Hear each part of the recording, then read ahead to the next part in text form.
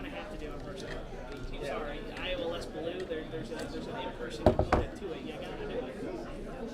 There's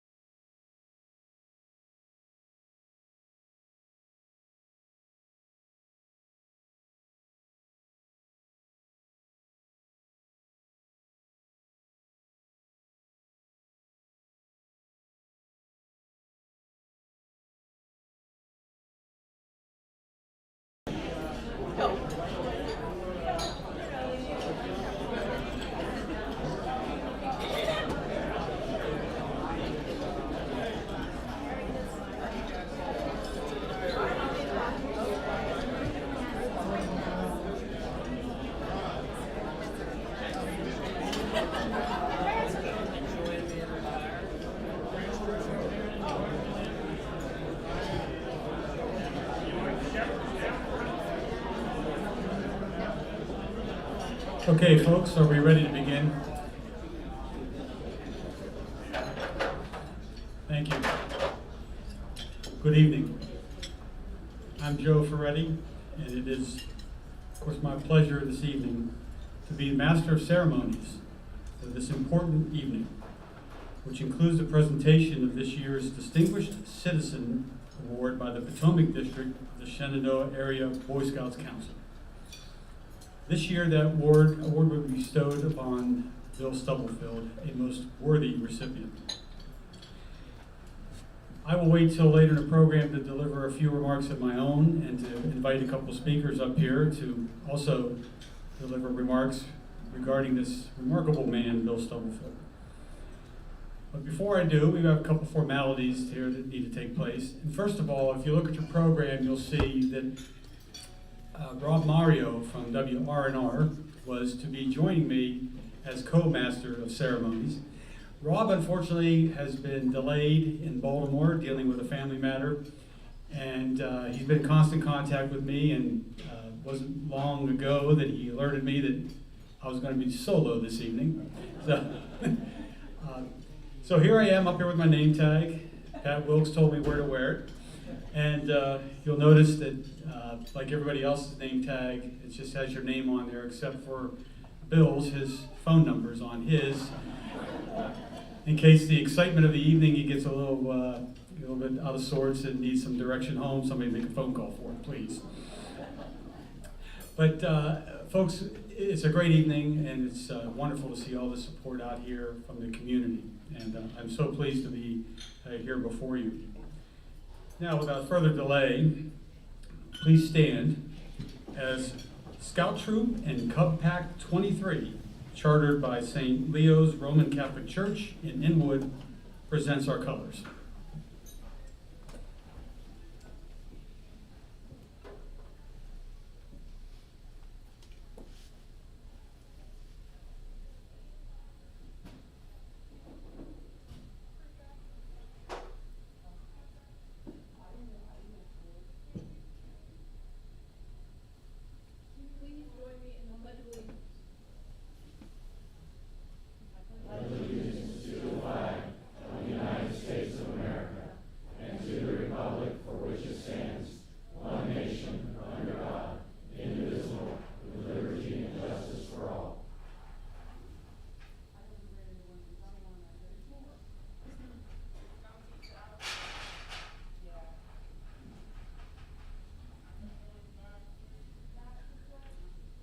Gentlemen, please remain standing, and now I call upon Reverend Rufus Burton, pastor of First Presbyterian Church, to give our invocation. Please join your hearts with mine in prayer. Let us pray. Gracious, loving, and merciful God, you have made all created things and have prepared us to do our duty. We thank you for teaching us to be trustworthy, loyal, and helpful, friendly, courteous, and kind, obedient, cheerful, thrifty, brave, and clean, and reverent, for making us cheerful in service. Be with us now. Make your presence known in our midst, that we might be conscious of the gifts you have given to us, aware of the generous gifts that have sustained us, and grateful for the service of those whose legacy we have gathered to celebrate. Prosper the work of the Boy Scouts of America, and help us to know how to do and to dare everything to be prepared. All these things we offer to you as children in your care and keeping. Amen. You may be seated. Thank you, Reverend. We ask that you enjoy your dinner, and we'll look to start our program promptly at 7:15. Thank you.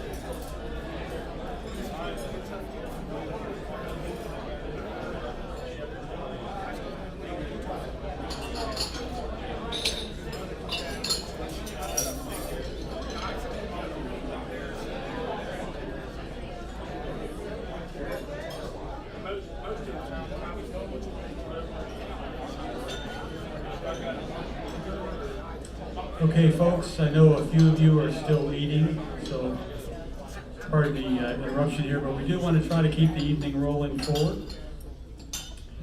First of all, I think it's altogether fitting here to give our servers and those whose hands prepared this meal this evening a round of applause.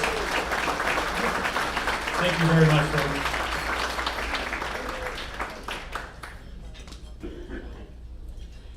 I also wanted to, once again, because I know we are now live streaming this event, and I want to make sure that folks who are following at home or elsewhere understand that we had a little change in the program with Rob Mario of WRNR not able to be here. So I am the sole representative for the radio station this evening, and somewhere Mike Hornby has got a sudden case of distress over that prospect, but we'll do our best here.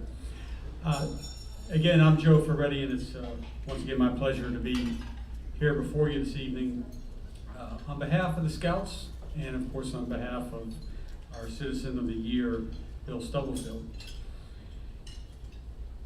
I look forward to the presentation of this year's Distinguished Citizen Award to Bill for many reasons. I've known him a long time. I think it goes back to the early 1990s when I first met Bill. And of course, this event is significant in its recognition of the Boy Scouts of America also, and the importance of scouting in the formative years of our youth. On behalf of all those who are involved in scouting in our little corner of West Virginia, we thank you for your attendance this evening and for your financial support. No less significant, however, is the recognition of someone who I believe has been instrumental in the growth of this community. Bill Stubblefield has put his time, his talent, and his treasure towards the betterment of our town and county. He lives by a simple principle, that together we can accomplish much, united in spirit and respectful of others. Throughout his time here, he has set goals for the community and with a passion has advocated for those goals. Not always successfully, but never with a hint of any discouragement. From water conservation to land use to litter control, and now with political discourse with his institute that he and his wife Bonnie have so graciously funded over at Shepherd University, Bill seeks solutions to our many problems. And of course, he does a good job of convincing others that he is right. Which brings me to a story that I want to share with you about how I met Bill Stubblefield. And let me give you just a quick background. When I built my house in the early 1990s here, I didn't have a fancy water circulation system. So to get a hot shower, I always turned the water on first and waited for the water to warm up before entering the shower. Well, one day I'm out at the wellness center working out, and I walk into the men's locker room, and as was my habit, I go over and I turn the shower on. Then I proceed to get undressed and grab my towel. And in a men's locker room, there's kind of an unwritten code. You kind of keep to yourself. You know, you don't bother other people, they don't bother you, and you're walking around various stages of undress, and that's just the way it is. Well, as I'm standing there naked and grabbing my towel and getting ready into the shower, thinking the water's warm by now, a voice behind me says, "Hey, young fella." And even at that time in the 90s, everybody was a young fella to Bill Stubblefield. And I turn around, and there's Bill, not wearing anything, And he is striking this pose, and I'm going to date myself here a little bit, but if you're familiar with the movie The King and I, or the Broadway play, Yul Brynner was the King of Siam, right? And almost in a comical way, he delivered his lines with this kind of pose, right? And that was the pose Bill Stubblefield had. And I turned around, and of course I'm the only young fella in there. I said, okay, yes, can I help you? He goes, hey, you're wasting water. And I said, excuse me? He said, yeah, I noticed you turned that water on and you didn't get in the shower for a couple minutes. That's a waste of water. And I said, I'm sorry.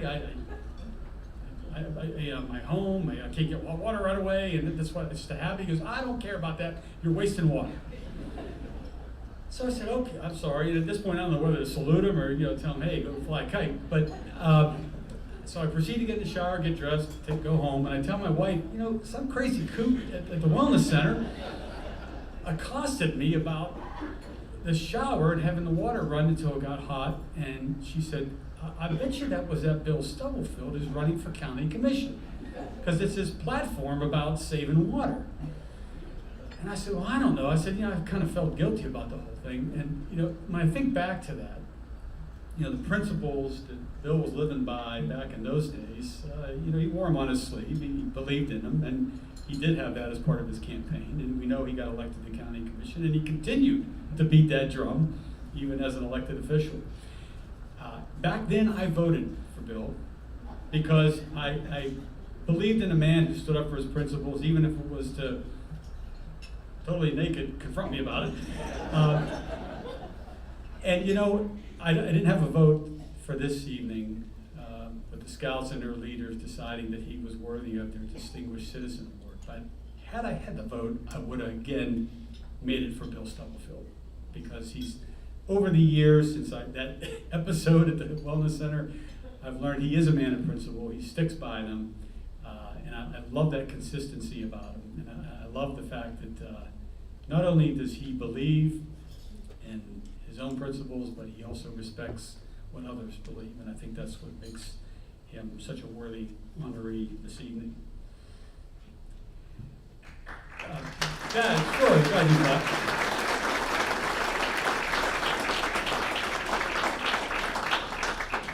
Thank you for that. We have other speakers here, of course, who will also have a little remembrances about Bill, and we'll get to those here in a few minutes.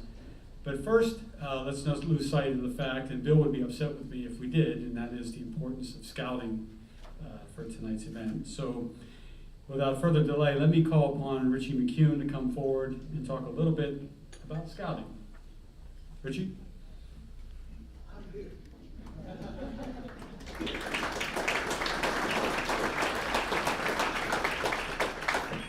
What I am going to do is say thank you to each of you for coming. This promises to be a wonderful evening. We're going to have a good time. We deeply appreciate the contributions that you've made. They'll be well used by the children here who are part of our scouting program, and we're very grateful. We couldn't do this without you. And we certainly couldn't do it without Bill and Bonnie Stubblefield, who chose this community to be their own. And we are very grateful to them. This is a man these are people who had long and distinguished careers before they came here. But they chose to come here and help us out, and we are grateful. I tried to go through and see if I could get those who were sitting in various positions so that I could recognize the distinguished people here. And my gracious, quickly, Eddie Gokenauer is here from County Council, Hannah Geffert, House of Delegates, Darrell Shaw from Magistrate, Mike Walton from the Community Foundation, Elizabeth Webster from the Chamber of Commerce, Sandy Hamilton from the Development Authority, Sheriff Nate Harmon, my old friend George Swartwood, the Chief of Police, and several judges, Judge Wilkes, Judge McLaughlin, Judge Lawrenson, and I'm sure that I've missed some others. And I apologize to you folks, but it's wonderful to have so many distinguished people here to honor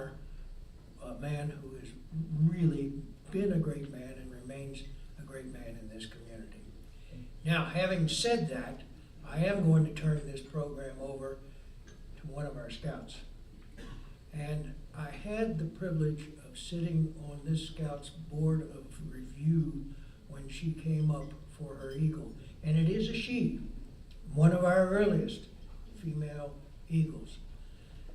And what a story she is. Her parents from Honduras. She was born in Maryland. She is on the swim team with my son. And as I've said repeatedly, I asked Billy about her and he said, she's pretty cool, Dad. She's pretty cool. So here we have Emily Zuniga Barrera, Eagle Scout, to talk about scouting. Thanks.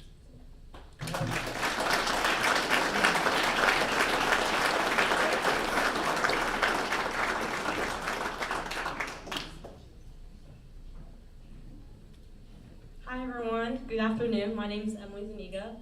Wow, this is crazy. There's so many of you. For those who don't know me, I'm a current senior at Martinsburg High School. I am part of the swim team for the high school, and I've been involved with Scouts of America for the past 4 to 5 years. And I just want to take a moment and say thank you guys for all being here, for being present, and to those that nominated me to speak here tonight. It's truly a privilege, and I hope my speech meets your guys' expectations. But moving forward, most of you may already know that I joined Scouts, but I'll explain how I joined Scouts, but I'll explain to you guys how I joined Scouts. It's quite a story. I did Girl Scouts when I was 9 through Boys and Girls Club, and then it wasn't really for me, it wasn't what I thought it would be. So then I moved on to Venture Scouts in middle school. Whenever my mom told me about Venture Scouts, I was so excited, all the things I could do and learn. And then within Venture Scouts, Mr. Geyer, who was our leader at the time, told me about an app. And as an app, I'm thinking about a phone app. So he's like, oh, we have this app for Boy Scouts. And I was like, oh, okay, I'm gonna do the app. He gives me a paper, and I'm like, okay, I'm gonna fill this all out, and he's gonna put it in a computer, and it'll be for an app. It's for an app. So I'm writing all this out, filling out all my information in, not reading it at all. And I go to my mom, like, Mom, you gotta sign this, I'm under the age, you gotta sign this. She's like, Emily, this is an application for Boy Scouts, are you sure? And I was like, yeah, no, it's for an app, Mom, it's for an app.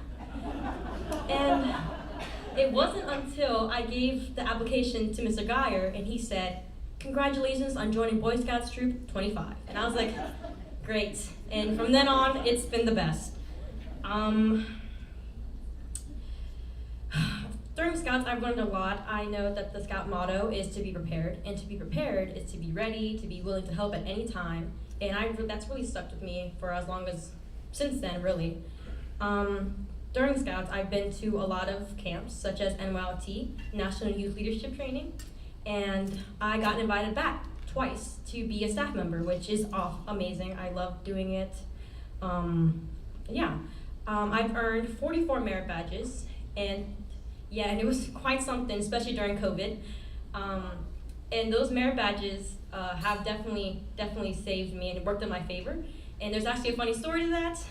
If it wasn't for my automotive merit badge and learning how to change tires, all that stuff, it wouldn't have helped me whenever this thing was in my tire. The entire thing was in my tire. And I'm over there freaking out, oh my goodness, my tire's flat. But then I remember, oh wait, I know how to change a tire.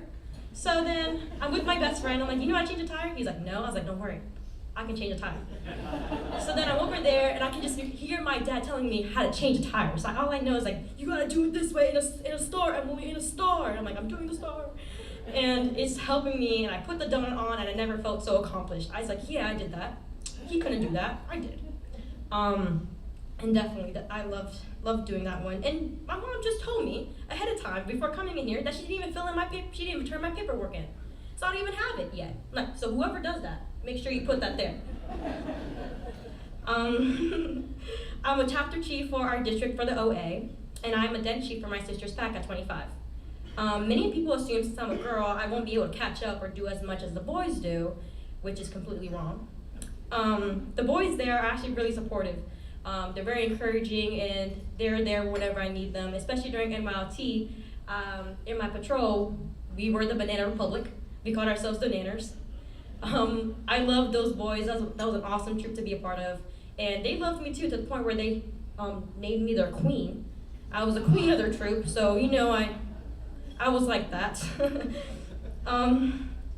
And I was originally a part of Troop 25, but then I went to camp at Camp Ronquilnon, and I went with Troop 37 since then. And I've loved being a part of Troop 37. It's been amazing.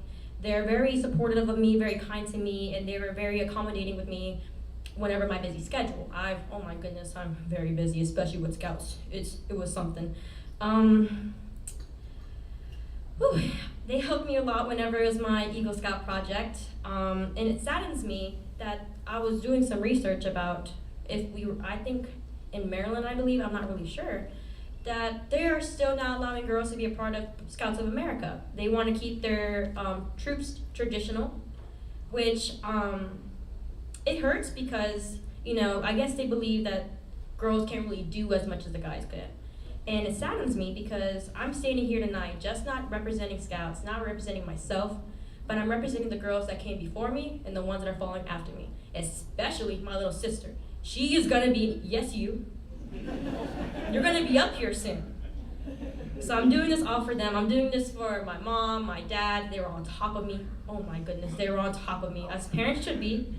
And I'm very thankful for them.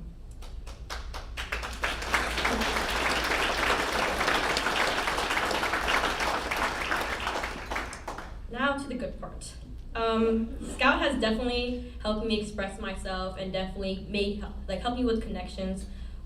During my Eagle Scout project was focused around domestic violence. The theme of my Eagle Scout project was domestic violence abuse awareness, and it was a donation drop-off. My project really meant a lot to me because it was based on situations that happened to my mother. And so hearing all the things, especially researching all the things based for my project, it saddens me that it's common. It's very common. And it was just so great working with EPEC, which is downtown. It's the Eastern Panhandle Empowerment Center. I collected, I believe, 65 boxes of clothing for men and girls and kids and for all age groups. It was great working with them. I loved it. I definitely enjoyed the interviews that I had with WRNR, TV10, the Journal. It was great to get the word out there that this is very common, and Scouts has definitely helped me do that by my Eagle Scout. Sorry, I'm trying not to freak out right here. I'm very nervous. I promise I'm never like this. You guys, oh my goodness. And being a Scout has opened so many doors for me. It's just again, with the connections, very connection-wise towards me. It's helped me figure out what I want to do in life, and I didn't know until a couple months ago. I plan on still continuing my scouting life through the OA and maybe being a possible leader for my troop. But it will be kind of hard since I plan on going to Virginia Military Institute. And I plan on going there for 4 years and then commissioning to the Air Force to being a special tactics officer. And if Scouts has definitely helped me with my leadership skills, it's definitely helped me with my talking skills and my confidence, even though I'm maybe shaking right here. I'm very open to talking, and I couldn't be here without Scouts, and I'm so honored that Scouts has gotten me this far in life, and I know it'll get me even further in life. And with the skills I've learned, the people I've met, the things I know, I'm so thankful to be here tonight. Thank you guys so much.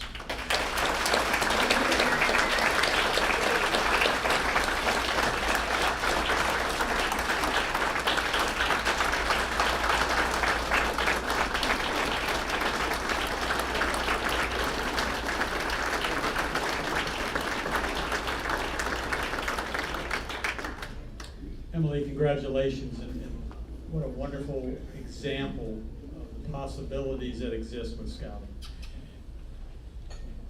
Okay, we're also this evening going to hear from Jason Stedman, President of the Shenandoah Area Council. who will offer a few words about scouting's impact on the community and, just as importantly, the community's impact on scouting. Jason?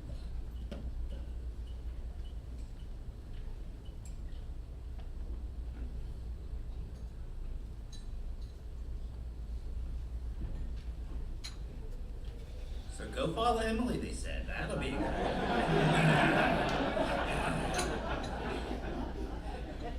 So Emily, thank you very much for coming out tonight. I'm glad that we were able to be there for your Eagle Scout project. I'm glad that Julie was able to be there and scout with you. And I'm sorry she can't be here tonight, but we're glad that you could. And we're glad that, Bill, we're glad that you and Bonnie could come out tonight. We're greatly honored to have you out here this evening. There's one great partnership that I want to announce as the first part of our remarks. Many of you in this room may know that the Boy Scouts have undertaken a new opportunity and a new partnership with Berkeley County Community Pride, the County Council, the Solid Waste Authority, Insorga, and Apple Valley Waste to make sure that we're picking up litter in all parts of this county.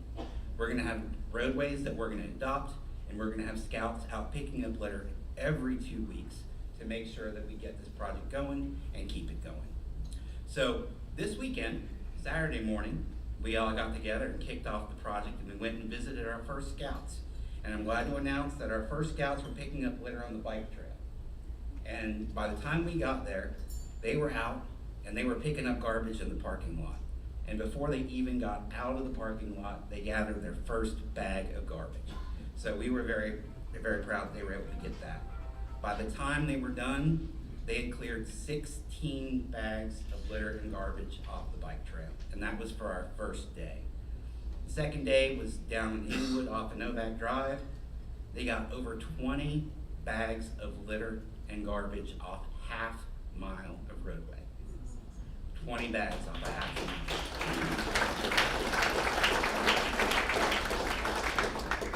Bill, we may have talked about our hourly rate for that one. But seriously, they got over 20 bags off that roadway and did a great job. It took them 3.5 hours, and they're going to go back and they're going to finish. That's not all they found. They found tires. They found public hearing notices from 2020. They found a pile of lumber that I can't believe was still there and not liquidated. But they were able to let Berkeley County know where it was so other individuals can go out and make sure that it gets picked up. So on our first weekend, we had a great outing and we're gaining steam. So be on the lookout. Scouts are out there. They're making a difference, and they're going to make Berkeley County better every day. So, Bill, thank you for that opportunity. We're looking forward to it.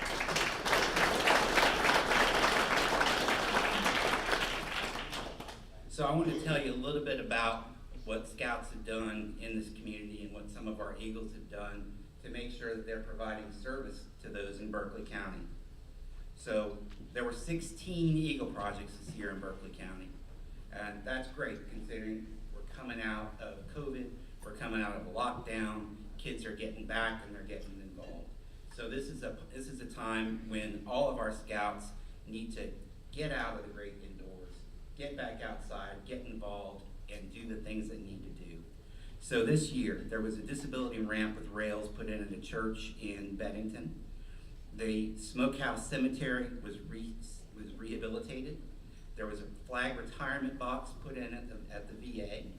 The Orchard House beautification took place. There was an event called Sew Around the World, which Emily, I think you remember that was Becca's project. And that was to make dresses to make sure that girls in Rwanda could go to school. Was it Rwanda? Uganda, I'm sorry. So girls from 37 along with boys from 37 collected scrap clothing, and they put together dresses for a school in Uganda. And how many dresses did you make, Emily? Ooh, my hands were tired by the end of that day. Do you know how many you guys made? I think it was 500 or more. So there are girls that can go to school because they have uniforms, because Boy Scout Troop 37, G designated unit in Hedgesville. So that's great work. They put an outdoor classroom in at the fish hatchery as well as Martinsburg High School. They put together care packages for a family house at a university care center. They cleaned up along the Tuscarora Creek near the Adam Stevens house.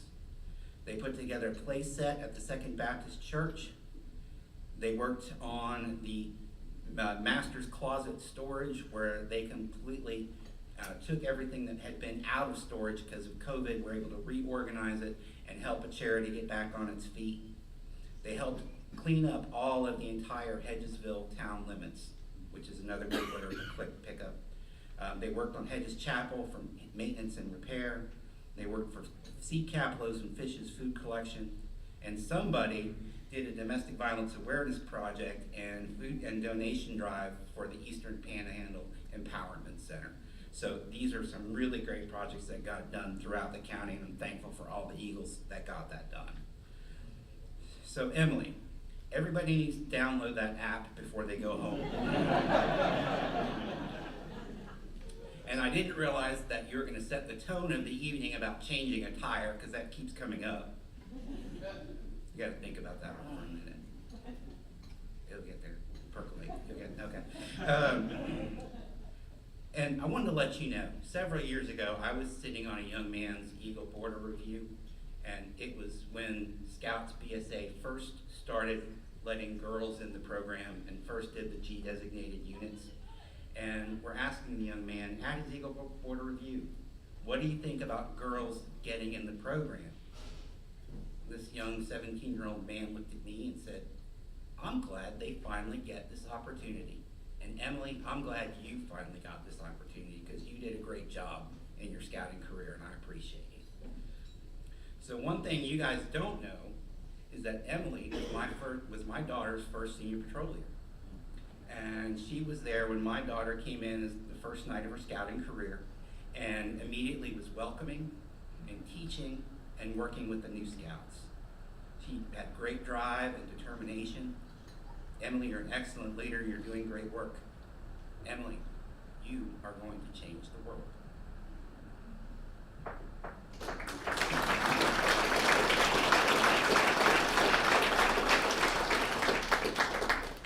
She took what scouting has taught her and made it her own. She learned from leaders before her and taught leaders behind her. This is what we do. This is how the program works.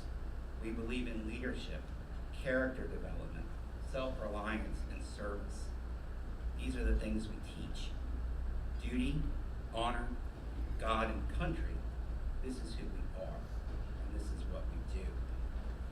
Ladies and gentlemen, tonight I want to tell you a little bit different take on the community impact of scouting, because I need to talk to you about citizenship in the world. And it's something you're not hearing about, and I think you need to hear about because it's important. There's a global impact of scouting. And there are scouts that are in the Ukraine that are working very hard right now. So scouts around the world have already raised over $100,000 to support scouting in Ukraine. But let me tell you a little bit about what the scouts in Ukraine are doing. They're providing food and medicine, sleeping equipment and supplies. They've set up relief stations for refugees. In some cases, they're taking care of the wounded. They're doing an awful lot to make sure that everybody's taken care of. Importantly, they've set up a psychological support system to how to talk to kids about war and their experiences in the combat environment. Scouts in the Ukraine are preparing to deal with over 4 million refugees, and they're doing a great job. They're providing kitchens and meals and aid stations for the refugees. And there's a group of not retired scouts, but aged out scouts between the ages of 18 and 35. And they're a vast network in the Ukraine, and they have gotten back together and they've worked together. They have set up warehouses, and they started collecting supplies. They're collecting outdoor supplies, they're collecting hygiene supplies, they're collecting supplies for everybody that you're gonna need in the field. And ladies and gentlemen, they are supplying the army. They're supplying the army. So when you think tonight, let's just hope that none of them get declared combatants in this conflict, because it could happen. I want to talk to you a little bit tonight about what our scouts are doing in Poland. They've already accepted over 250,000 refugees. There are scouts at the border that are keeping order. There are scouts at the border that are helping people come across. They're helping house and provide housing for There were several scout houses in Poland that have been converted to barracks for refugees that have nowhere else to go. Scouts are out at the train stations in Poland. There are hundreds of thousands of people that have been through train stations in Poland to get into other parts of Europe to escape the Ukraine. And there are scouts at the station directing them where to go and assisting them in their journey. I think that's incredible. Scouts are in the Czech Republic and they're making sure they're involved. In the first 4 days of that active conflict, they sent 55 vans, 2 buses, and 2 trucks loaded with supplies. One of the things that they provided was temporary chargers to make sure that people with phones could contact their loved ones to let them know where they were and where they were going and what the plans were. They also created a brochure in 6 different languages that's talking to kids about how to talk to your kids about war, and those are being used throughout the theater. It's amazing. In Romania, Hungary, and the Baltic republics, they're at the border offering assistance to refugees. In Romania, they had 2 sisters that came across at 2 different checkpoints, and because 2 scouts talked, they were able to reunite those sisters and get them back together and let them travel as one group and one family, which is just amazing. The scouts throughout the theater are being as welcome as they can and supporting them if they can. And scouts in the theater were given 6 simple directions. So scouts in the Ukraine, scouts in the surrounding area were told, stay away from the borders. We don't need more people at the border crossings. It's already confused enough. Host refugees if you can. Support scouts and young people when you can, and talk to them about the conflict. Keep on scouting when it's safe, and take a break when you need it. So those are 6 directives that are telling the scouts out there how to be prepared and how to deal with this conflict. So I think that impact on the community is immense. The scouting community has community impact all over the globe. You think about one scout can do. You think about what Emily can do. You think about what one Bill Stubblefield can do. And you multiply that across the county, across the state, across the country, and across the world. And you will see that scouting is a good sign all over the world, and that we will help our youth, boys and girls, to be prepared for life. Thank you all very much for coming out this evening.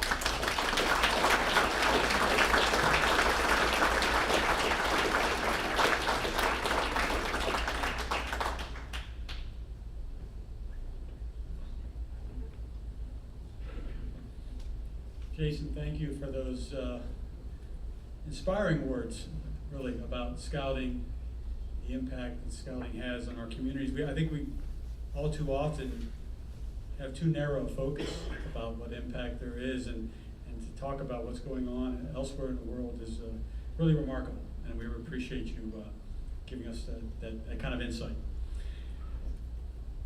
Now we're going to turn our attention to the program where we honor our Citizen of the Year. We have 2 speakers who are going to speak about their local experiences with Bill Stubblefield. First, I'm going to call up Maria Lawrenson. I've known Maria and her husband, Mike, who's now obviously the judge. I don't mean to be disrespectful, Mike. I'm still practicing law, so Your Honor. I've known these 2 for a long time. Back to when I moved here in 1992, our children grew up together in our local schools and community. And I've always been inspired by the effort that Mike and Maria put into parenting their children.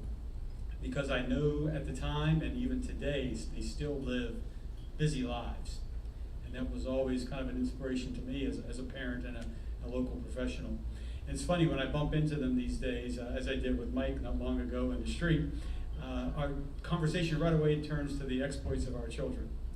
And I think we're all proud about that. And Maria, I can tell you that I'm sure as any person who raises children, as a mother, you probably instilled a lot in your children and made sure they had a very good home life.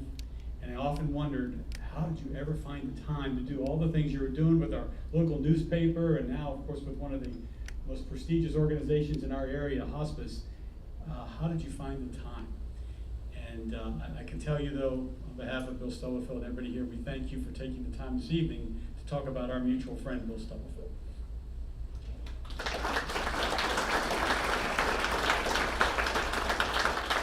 So I get to follow Emily and Jason. Isn't that great?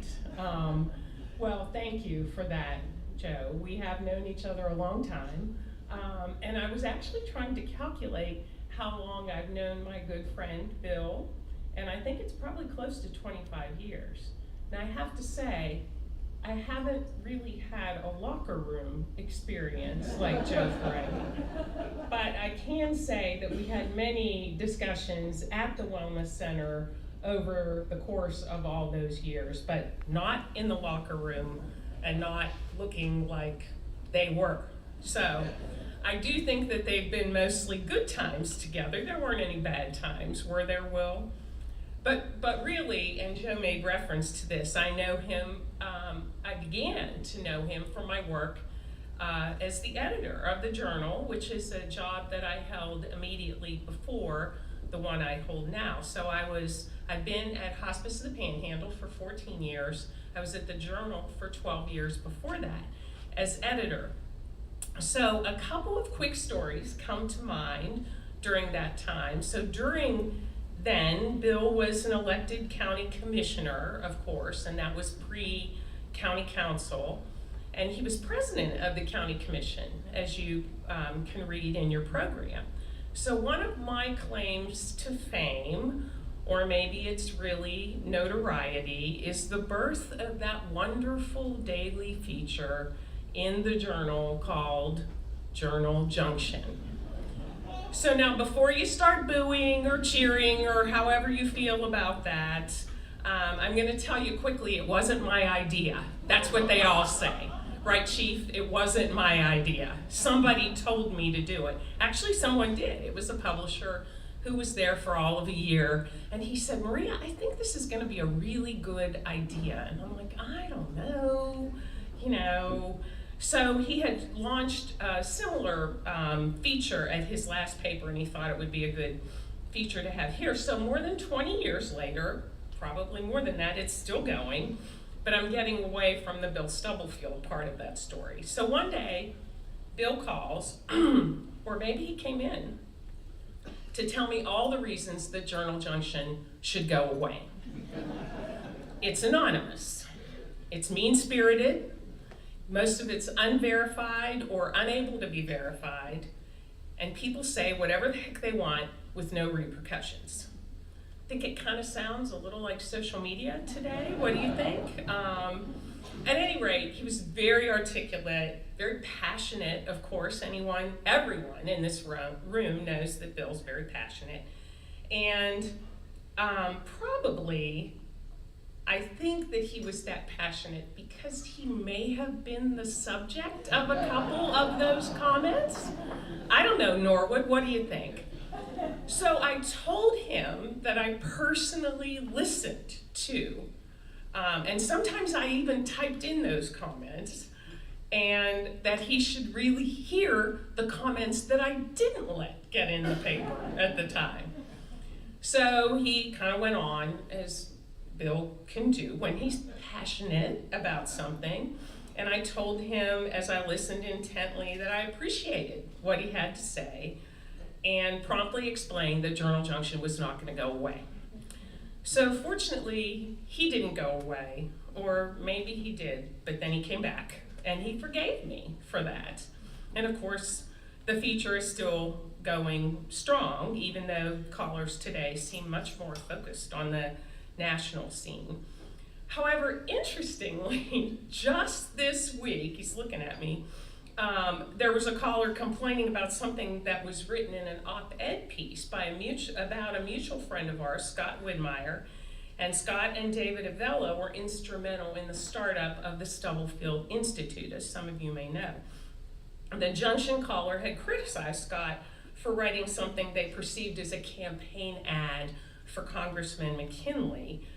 So I guess there's really some irony that Bill is more or less still bearing some of the brunt of Journal Junction today. So fast forward a little bit, and Bill had talked me into getting involved with something that Joe had talked about, something that Jason had talked about. This was a group, Berkeley Community Pride, that Bill is still very proud of. We organized, we put together bylaws. He talked me into being on the startup group of this, because it's really hard to say no to him, right?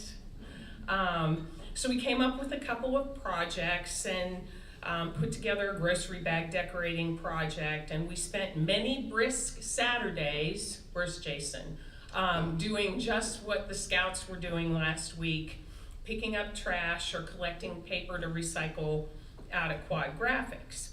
So in those early days, Berkeley Community Pride needed a meeting place, and the Journal actually had a conference room upstairs. So I was able to offer the conference room during lunchtime. And so we met at lunch, and I said to the group, now, you know, this is lunch, but you gotta bring your brown bag. We're not gonna provide lunch. You've got that, right? So we come in one day, everybody has their little brown bag. Right across the hall from where we were meeting was the Journal's finance office. And they had ordered on this one particular day, huge, wonderfully salacious, beautiful smelling pizzas from Domino's. So we're sitting there, and the Domino's pizza, you know, people are sort of, you know how people look at lunchtime, they have like maybe some celery sticks in their lunch bag, and they're smelling this Domino's pizza, and I quickly said, that's not for us. And Bill said, what do you mean that's not for us? He's never really let me forget that the pizza was not for us.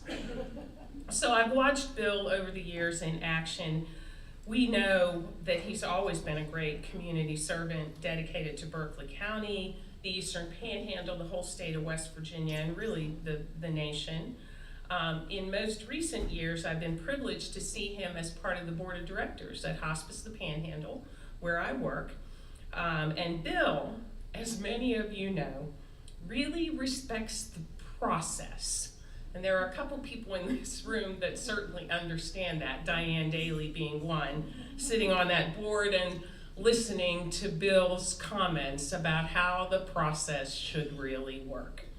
So he won't hesitate to tell you if the process isn't quite working the way he thinks that it should be. So trust me, at the end of the day, I've been at that end of those comments a couple of times.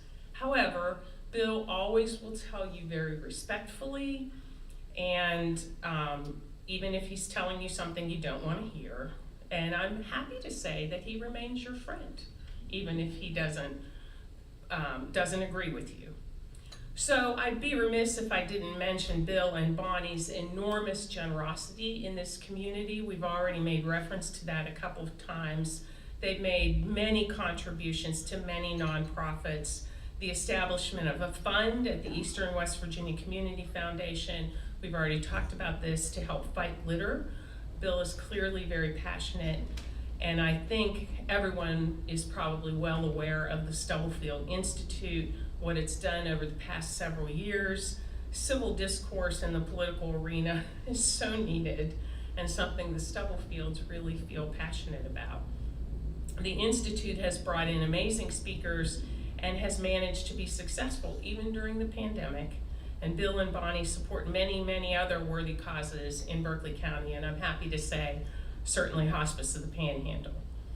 So over the years, Bill and I have served on many boards together. We've attended many community events together. We've had lots of discussions about world and state and national politics, and we've shared lots of meals, Labor Day breakfasts and Rotary lunches.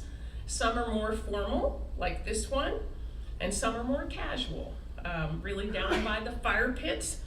During the heat of the pandemic, we were all outside and we were sitting nice and far away from each other. And I've also had the pleasure of sharing several martinis on different occasions Not all at once. Well, except for maybe that one time, Bill. And I'm not going to tell the story here because I don't want to embarrass anyone present about that best martini or two that you ever had made by the hand of one Judge Lawrenson. Admiral Stubblefield is so deserving of this honor bestowed on him by the Boy Scouts. He and his lovely bride, Bonnie, do so much for this community, and they never seek the limelight. I'm sure they're sitting there, Bill's kind of, getting down further in his chair. They do it because it's really the right thing to do, and they revel in making their community a better place, not just for them, clearly not for them, but for all of us. So when they made Berkeley County their home, we all stood to gain from their wisdom, their generosity, and their get-it-done attitudes. I feel privileged to call Bill and Bonnie my dear friends. Congratulations.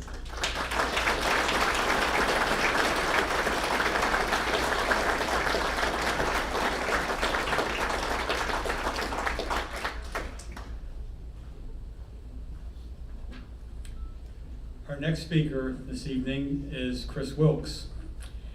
I've known Chris for almost 30 years as Judge Wilkes.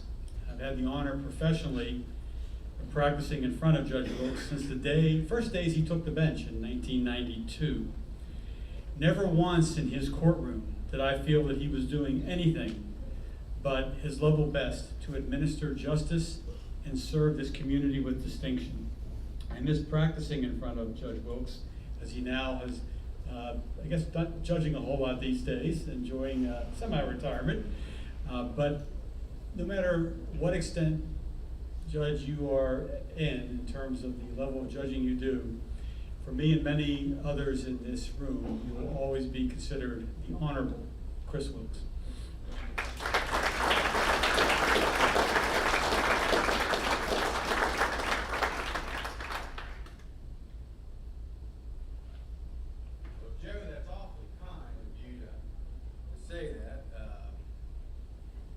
Expression on your face numerous times in the courtroom maybe betrayed your true feelings. But as often as I always enjoyed it, this is about Phil Stubblefield, not about Chris Wilkes, but what a community we have. I enjoyed my time in this community, and actually I look around and see Alicia, haven't seen him in years, watch such great people growing up, and what a community that Stubblefield chose to embrace, and the community embraced Bill and Bonnie. And I don't think you can ask for anything better than that in your life. But let me talk about Bill Stubblefield. But I was asked to say a few words about Bill Stubblefield, and I thought to myself, Bill and I have known each other from the formal business side, but really more so from the informal get together once a month for dinner, a couple mornings for breakfast, solve the world's ills, wake up the next day and realize we didn't do a good job of it and have to start again. So I thought, it's not really fair to ask me to come out here and say a few words about Bill Stubblefield without some guidance. So I went to Bill and I said, Bill, okay, I'll agree to do this, but you can't write the speech, and I won't promise to say just good things about you. He said, I don't care what you say about me, just be brief. Bill knows me well. And I said, well, okay. I said, but Bill, you're going to have to help me out a little bit, please. He said, do me this favor. Take a little bit of time, jot down a few highlights of your career. Let me have those. That would give me a little something to flesh out, my brief remarks.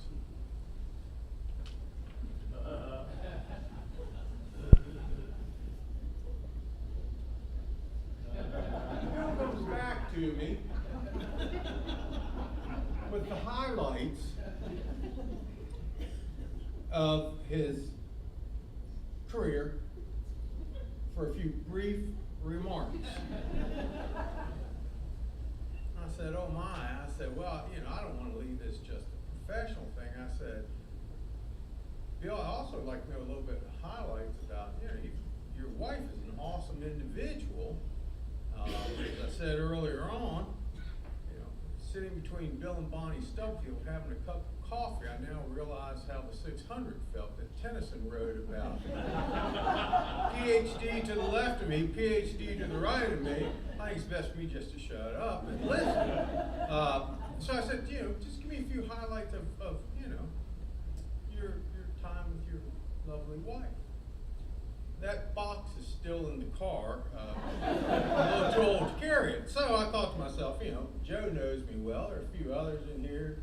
Commissioner Carl, Roy Shingleton, some of the lawyers that have seen me. They know that after a couple minutes, I tend not to be real patient. I said, okay, you're not at the point that's it. If you haven't convinced me in 10 minutes, you're not going to sit down. And so I thought, well, I'll take all this stuff and I'll synthesize it. And I realize now that banker's box, real easy. Bill's highlights are right here. Let me hit on them. How do you go about put this about? So I thought, well, a few words, brief, about Bill Stubblefield. Well, my friend Bill has a few of those things. Actually, I wouldn't take the time up. Joe talks about that honorable part. I'd have to tell an old tale about that.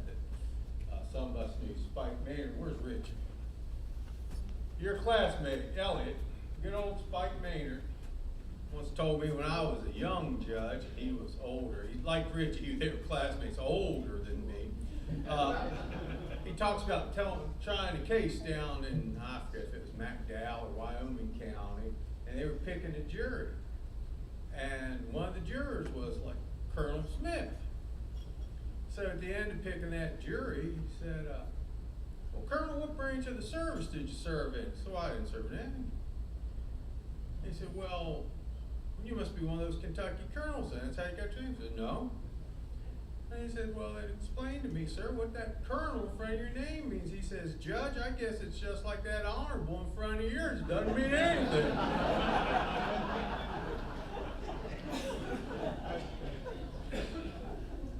So,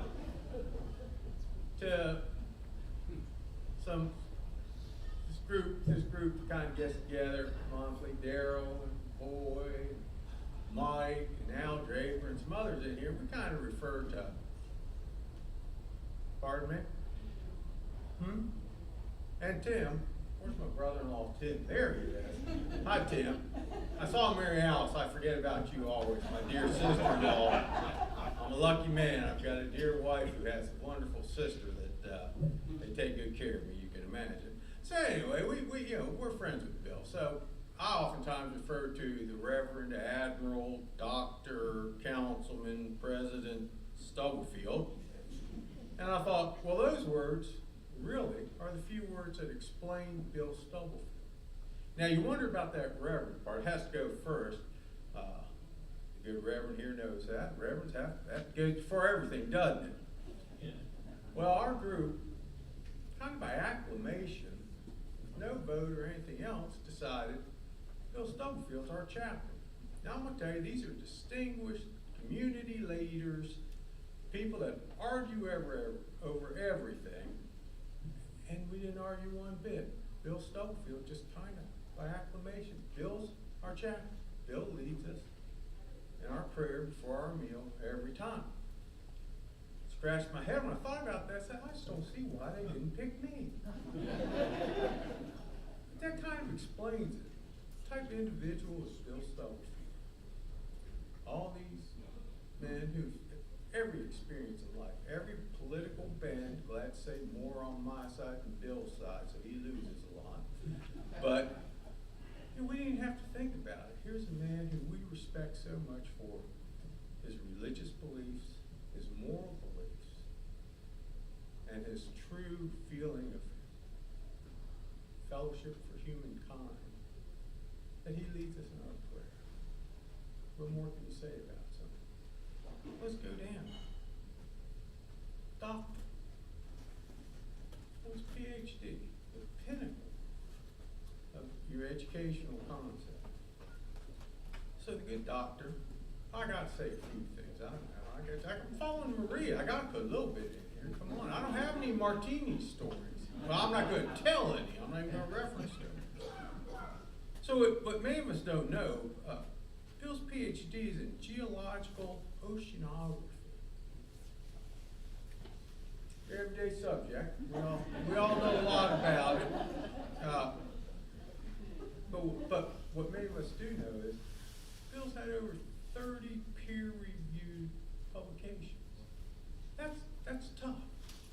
You know, he got his PhD when it meant something. You couldn't get on your computer for an hour every night, get a PhD from Northwest Southeast University, and put it on the wall. I mean, his depth of knowledge is incredible. And Bill knows that hereditally, or I'm not hereditally, but through my ancestors, I'm an expert on this too, because I happen to have an ancestor, sixth great-grandfather, that kind of was pretty good on that stuff, and that's kind of how Bill and I chatted around a little bit in the beginning, you know, when I was sitting there as a judge who fought the county commission at the time daily, and Bill came over and said, we need to talk. And we did. But that's further on in the story. I've never met a person in my life that has reached both the extreme highs and lows of the educational field as Bill Stubblefield. And I mean literally. Bill's been over 12,000 feet under the sea. Bill's been over 45,000 feet above sea level. Now think of that. Guy sitting right there. No one ever think that. Now I don't know about you all, but I think about 12,000 feet under the sea, and it makes my knees buckle right now. Bill did that in advancing his educational concepts, his research, to get not only credentials with his PhD, but to do things that impact us in our daily life. I think he probably came up and said, we need to have a television channel that talks about this weather stuff. We'll call it the Weather Channel. That's how it came about. I'm sure, or at least Bill will tell us that. Bill remains the expert on the coastal processes along the Atlantic coast. Think of that. Because I have, and I still don't know what it is.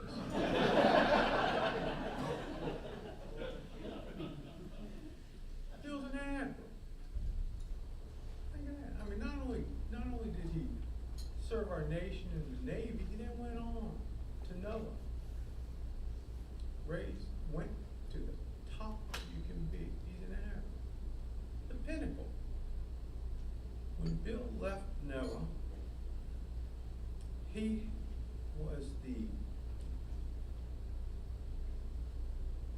top commissioned officer and the commissioned officer. The pinnacle that you can reach in that career. You'll find the theme pinnacle will continue throughout what I go through. So I was doing a little research, Googling, and I found this article about Bill Stubblefield. And it actually, Bill, you'll probably have it blown up and framed and on your wall from the the everyday reading of the Tropical Eastern Pacific Process Study Cruise. Do you remember that? You okay. You went on so many of them. I mean, the NOAA ship, what was it at the time? Surveyor. The farthest north a NOAA ship had gone and the farthest south a NOAA ship had gone. Bill was commander. But as Bill, in this article, there's this great picture of this smiling, tan, dark hair, uniform guy, and I mean smiling. And I thought, well, how can a man be so happy, stuck out at sea, going from the Arctic to the Antarctic, 12,000 feet under the sea? And then I keep reading down, and I go, oh, I know why he's smiling. Pinnacle of the career is Bill and Bonnie, the first married couple to serve on a NOAA vessel together at the same time. What a lucky guy. So then we move on. I mean, all this great distinction as an admiral leading along that way. Now let's move on to the next one called council. Okay? Bill gets a commission. Now, Bill gets elected county commission. I know Bill. This is when Bill and I really started to get to know each other. Bill walked in, as those of us know Bill does, and he sits down and says, look, you need to talk. We need to talk. We need to work things out. It's for the better of our community that we get together and work things out. And I said, well, you got to understand, Commissioner, you guys have an obligation to provide the judiciary with adequate space. You have an obligation to provide the judiciary with that. And he said, well, I understand that. He said, I don't have any problem with it. Tell me how I'm going to pay for it, and then we'll deal with it. But he created a relationship between the courts and the county commission that continues to this day that had never really been prior to that. And that's how Bill thinks. He takes on a project and he goes to the pinnacle. He becomes president of the county commission, the pinnacle of the county commission. But he took that spirit and he worked with every government agency. He worked with the sheriff. He worked with the city police, and we're under him, but he worked with them and said, look, this is all for our community, and that's what Bill did. When you think about Citizen of the Year, how do you do? Well, there's someone who works for the community, thankless, tireless, working for the community. And when I say work, Bill doesn't just come up with ideas and do things, but you drive down and you see him side of the road picking up the litter, hauling a tire out of his works. I mean, he goes with Chief Lang out there working. Mike tells him, man, it's, God, I'm beat. Why? Well, I worked with Bill down at his place last night. He's worn me out. And I said, Bill works, and he does it. And when he does it to the top. So when you suddenly think about it, you go back, let's go to Bill's youth in Tennessee. I don't think it was the mule capital of Tennessee. Where's Al? Al Draper will tell us. Columbia, Tennessee, the mule capital of the world. We got another Tennessee man in there that joins us for dinner quite often, and between them, they tell us all the virtues of Tennessee. Kind of wonder why they're in West Virginia, don't you? Maybe a theme there. But, you think about it, scouting. Bill started out. Many of you don't know, that's the greatest thing I found out, Bill was a heck of a basketball player. By his own words, had no natural talent, but he worked hard and he continued that, and he was a heck of a basketball player. It's not new. President of the student, was it senior year? Bill hates it when people talk about him in these ways. And Bill hates it when I say nice things about him because we love to argue. You know what? We do it with smiles on our face. It's silly. But it's the pinnacle. Bill's an Eagle Scout. The pinnacle of scouting. So Bill Stubblefield, when you think about it, Bill Stubblefield is an individual that starts in life, starts a project. He doesn't just finish a project. He finishes a project on top. And we as a community are so deserving to have a Bill Stubblefield. We can name him our Citizen of the Year, but it's just not an honor. It's just not the colonel or the honorable. He has shoveled the shovelfuls. He's worked. He's put in the sweat for this recognition. I'm so honored to have it. And I thought to myself, well, that's nice. You know, we all have these honors and this and that. But you know what I came to thinking after I did it? Bill is something that my mother told me I always had to be, and I had to strive to be. Bill's a gentleman. Bill's honestly polite, friendly. I'm not going to say Bill doesn't have his opinions, and he sticks to them straight. quite strong. We got some in here that'll attest to that. But Bill's a gentleman, something we don't see enough in the world today. Probably came from scouting.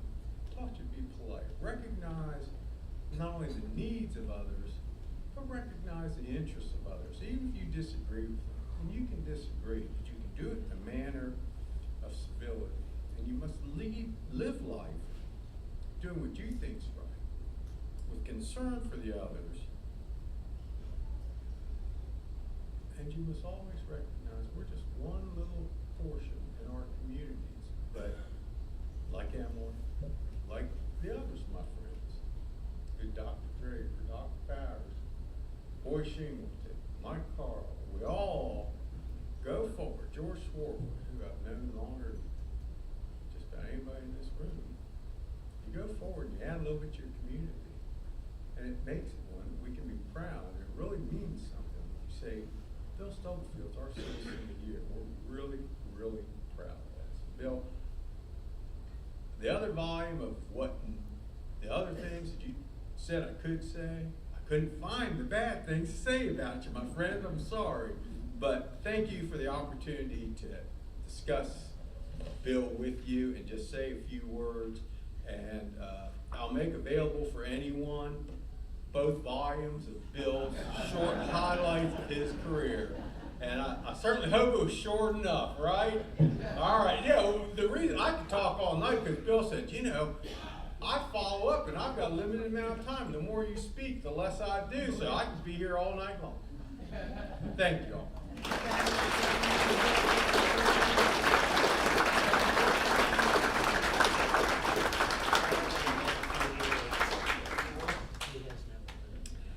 Thank you, both Maria and Chris, for those local remembrances and anecdotes that define what I believe is a force of nature, and that's Bill Stubblefield. And Maria, thank you for clarifying the story about him not being in the women's locker room. I saw the chief of police's ears kind of prick up there a little bit when that reference was made. Folks, it's time for our keynote speaker of the evening, and we're so pleased to have this gentleman here. I actually had dinner with him, seated next to him, and such an engaging fellow. Mr. Craig McLean is here from the National Oceanographic and Atmospheric Administration, NOAA as it's known. He is the acting chief scientist for that agency. NOAA is instrumental in studying and protecting natural resources that extend beyond our nation's borders. From monitoring global climate and weather trends to fisheries management and marine commerce, the dedicated scientists at NOAA inform our political leaders to such extent that they can work internationally to develop policy that will affect and benefit us all. As a chief scientist, Mr. McLean has helped develop NOAA's science and technology priorities, in addition to being an attorney practicing marine resource law. Awarded the Department of Commerce's silver and bronze medals and many other commendations that he has received throughout his career, I can tell you it's a treat to have him here this evening. I'm so pleased he's agreed to be our keynote speaker. Ladies and gentlemen, Craig McLean.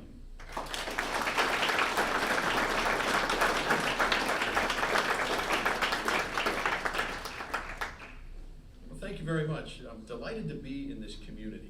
Now, I grew up in New Jersey, stories to follow, working with a gentleman from Tennessee. Kind of like Joe Pesci and my cousin Vinny, we were brought together and we had a marvelous relationship where North met South.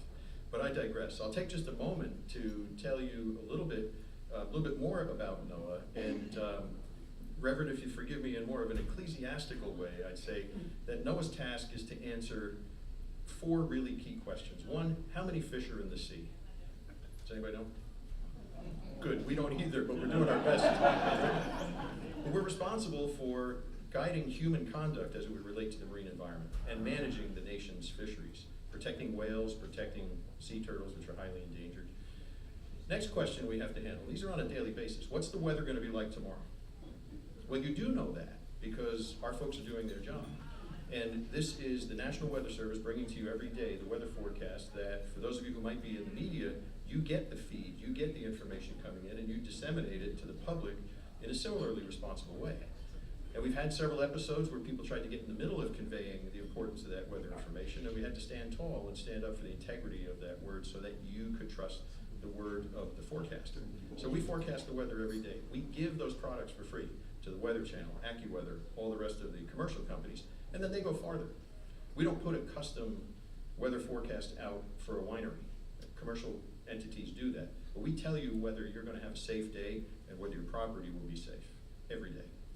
Next question. It's not the weather tomorrow. What's the weather going to be like 50, 60, 100 years from now? On the time scale of commercial paper or someone that has a mortgage. What is my home or my property going to be facing in the cycle of weather at that time? Because ladies and gentlemen, weather times time equals climate. And that is also what we do. We monitor the atmospheric gases, the parts per million of any greenhouse forcing gas. That's us. We do that and we provide it to policymakers. We don't make those decisions. We just provide the information to policymakers. And then the last one, does a wise man build on shifting sands? We're responsible for coastal zone management and to give advice to the states, all the coastal states and Great Lakes, as to how they should manage their coastal resources for consistency. So you don't have one state plowing over and paving the beach as a parking lot and the next state trying to put a natural reserve in place. So we do that every day. And Admiral Stubblefield, note that I refer to him as Admiral Stubblefield, it took me a long time to get used to calling him by his first name, which is Admiral. He was always Admiral Stubblefield to me, and as a gentleman, as has been said, he gave me great license and invited me to call him by his first name. And every time that I correspond with him and I mention Bill, I'm thinking, oh my gosh. And it reminds me of something, Joe, not too dissimilar from your exposure to Admiral Stubblefield, that while doing weather research, and I was working for the Admiral, I had a couple of different titles, but one, I was basically the Admiral's lawyer and trying to help advise in the various comings and goings of the NOAA Commission Corps. And you may know the NOAA Commission Corps is one of the 7 uniformed services in the United States. And you could probably win a drink at a bar to name all 7. So there are uniformed services, and of which there are 5 armed services: the Army, the Navy, the Air Force, Coast Guard, Marine Corps, United States Coast Guard. And then the 2 remaining are NOAA's Commission Corps, which goes back to 1807 and is the oldest scientific agency in the United States government. We are, in fact, the oldest United States science agency. And the other is the Uniformed Public Health Service, represented at the highest level by the Surgeon General. So the position that Admiral Stubblefield had was commensurate with the Surgeon General's position, but for science about Earth science in the United States. So my story is that we were traveling together and we were in Mississippi at an Air Force base going to pick up 2 aircraft. One was a jet that had the 40,000 foot elevation in order to get above hurricanes. And then the other one was a P-3, a 4-engine propeller aircraft that penetrates the hurricanes. Now, we've done hurricanes, but not together. My hurricane episode is a little different than yours, Admiral. I think the screaming that was coming out of the back of the airplane when I was up there was just too much to recount, so it's not recorded in the annals of the agency's history. But your successes are, indeed. But I knocked on the door, Admiral, are you good? We're getting up, we got to get out early. And the Admiral opens the door, come on in. And he's still finishing up, getting prepped and dressed. And he started, and I'm a lieutenant commander at the time, he's a 2-star Admiral. He started brushing his teeth. And I thought, oh, should I avert my eyes? Joe, nothing like where you went, right? So, but as a junior officer, you do not watch an Admiral brush his teeth. That's a deeply personal thing. Until I came here tonight. So we went on and we had a very good mission and exercised the aircraft getting ready for the hurricane season. And that's what these folks do, our folks that the Admiral was responsible for. Our pilots fly through hurricanes. Some of them come over from the Navy and they're told, at all costs, this aircraft and you shall not go through severe weather. Then they come over to NOAA and are told, your mission is to take that aircraft and go through severe weather. And it's an adventure. It is truly an adventure. And to be responsible for the people who do that is not an adventure. It's a high order of duty, honor, discipline, and God and country. And it speaks back to the root of the Scouts, and it speaks back to what Admiral Stubblefield has always stood for. So as I look back at other episodes of adventure that I had with the Admiral, I have to tell you what I think is a really capstone for me. A couple of times we had some really difficult challenges. And one of those challenges was that Admiral Stubblefield first earned his first star as the deputy of the service, and then was up to be promoted with 2 stars to be the director of the service. Now, I'm talking about one of the 7 uniformed services in the United States government. Never in the history of government has a service been proposed for elimination. But that happened within weeks of Admiral Stubblefield accepting his 2nd star. And he had the amazing challenge of keeping this group of individuals together. And we did have some, what I would say, self-inflicted bloodletting. We did have some officers who thought, my God, the Congress is against us. Turns out they weren't. The administration is against us. That's where the idea had come from. And the Admiral had the challenge of showing the leadership to keep unity and a team together. And as I say, some left. So let me tell you one story. I'm sitting as a junior officer in the Admiral's company. Everyone else was senior to me.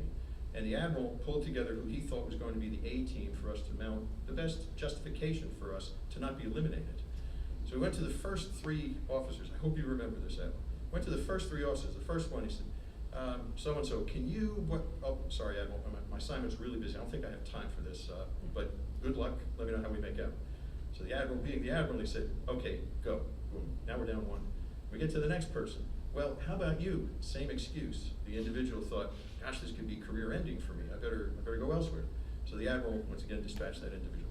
And he turns to me and he says, all right, McLean, I want you to figure out the dollar cost of keeping the service versus, and he got that far and I said, Admiral, excuse me. Now you know what you thought he was going to hear, like, Admiral, I can't do this, I gotta get out of here.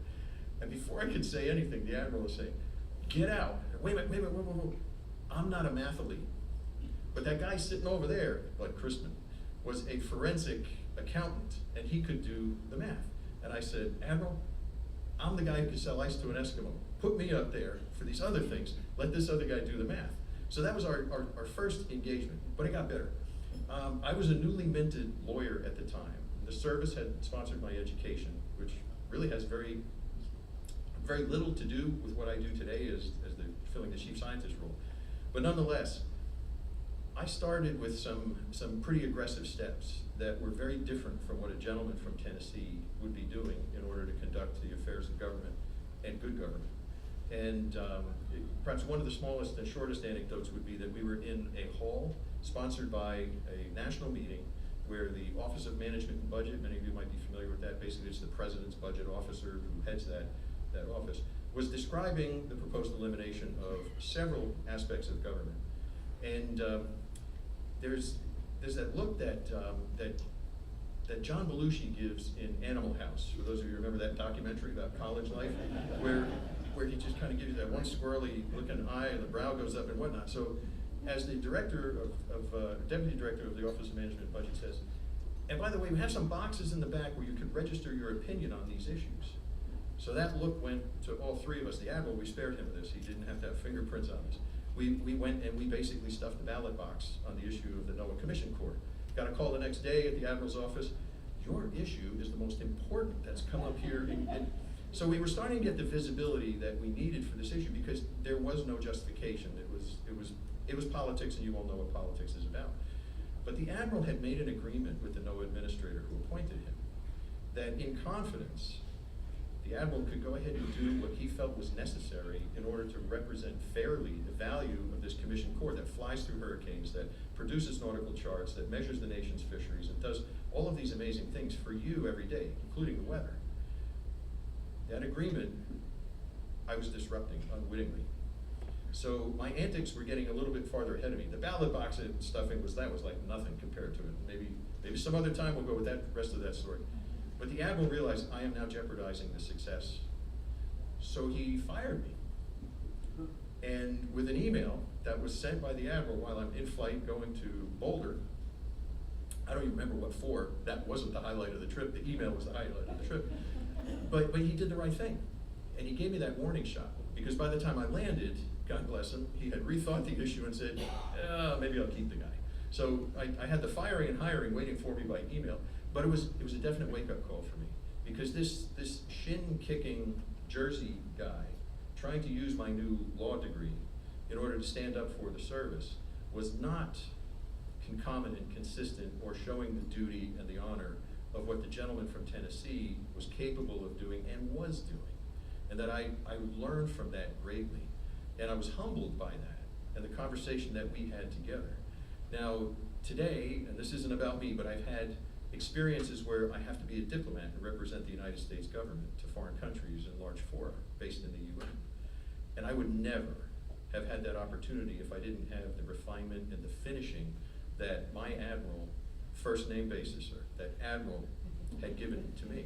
So I'm deeply indebted to the mentorship that I've had from Admiral Stubblefield, and also the friendship that has developed. And Your Honor, just a quick word about the two PhDs on the vessel, commanding officer and chief scientist. Highly regarded, both Bonnie and the Admiral, in terms of the NOAA community for their scientific chops, as we might say. They've got the goods. And Bonnie had a marvelous career at the U.S. Geological Survey, and the two working together were just a 1-2 punch in many of the cruises that went on. And the idea of being responsible for highest Arctic and the lowest latitudes in the Antarctic were also reflective of your early Navy career. I think it's easy to forget, but Admiral Stubblefield was an officer in the United States Navy.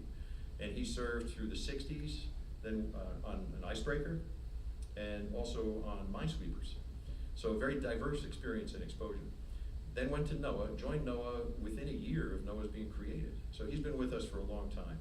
Ask you one thing, when you think of a weather forecast, think of who brought it to you, and this gentleman represents that. Something else I want to go to, Emily, aspire to be this man. Aspire to be in positions of responsibility that you may not see coming today, but they're going to come for you because you have the same level of moral preparation that this gentleman had. So I am deeply indebted to tonight's honoree, and with this marvelous community that you have here in just a lovely town and a beautiful part of West Virginia, I think that that sense of community, as others have said, is richly enhanced because Bill and Bonnie live here. But on the principles of the Scouts, I think you have truly selected the most honorable person to be recognized here tonight as the Citizen of the Year, because he truly is, in my book, the citizen of every year. Congratulations, Admiral Stubblefield. Thank you very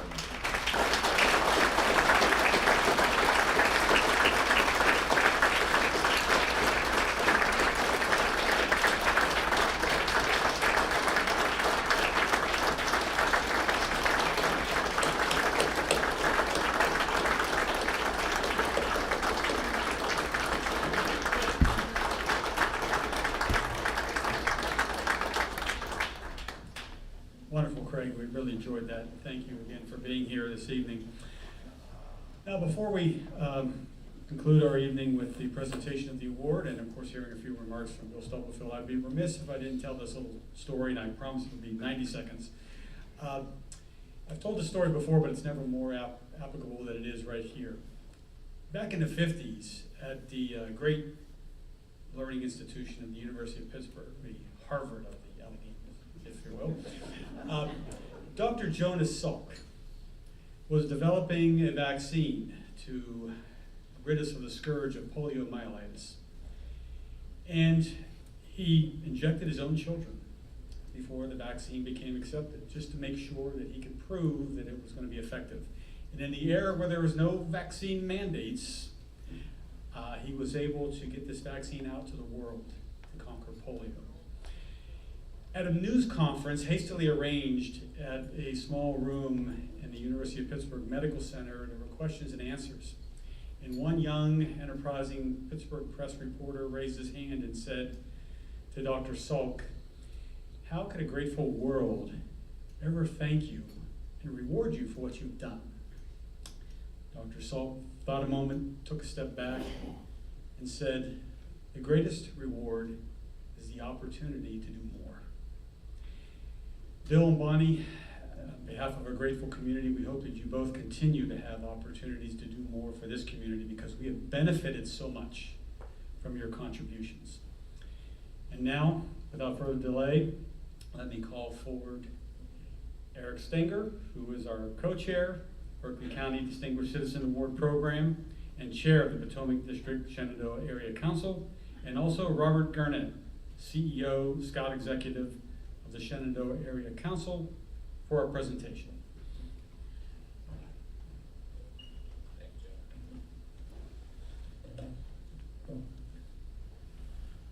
what a wonderful evening we've had so far, right? It's been great. I'd really like to thank everyone for being here.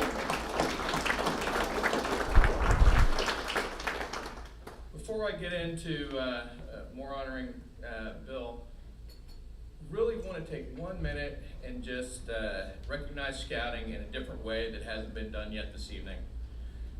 By a show of hands, if you are in Scouts, if you had a family member in Scouts, if you've been touched by scouting in some way, can you please raise your hand? All right, look at all those hands. How fantastic is that? We're going to go one step further. If you were ever in scouting, could you please stand? Cub Scout, Boy Scout, Scouts, BSA. Okay, now if you reached the rank of first class in scouting, please remain standing. Because in scouting, those people are designated as having learned all that scouting has to offer. The reaching eagle is really striving, but by the time you become a first class scout, you are a full-fledged scout. You know what you need to know to be in the outdoors. Okay, and last but not least, if you were an eagle, please remain standing. Look around.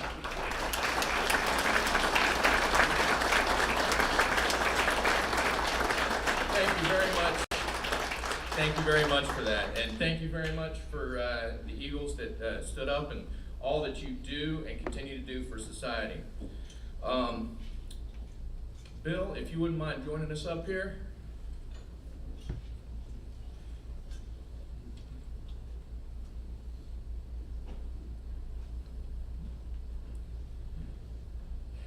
Bill, we're here to recognize you for your deep commitment to the community and for all the things you've done. Hopefully everybody got to see the wonderful slideshow, pictures of you when you were an Eagle Scout as a boy. We like to think of all those things, the way scouting has helped transform you and to really become such a vital member of our society here in Berkeley County. We thank you so much for letting us honor you here tonight in the name of scouting. Through everyone that's attending this dinner and those that some can't be here and businesses, you have garnered support for scouting so far in the tune to $62,814 before this dinner started.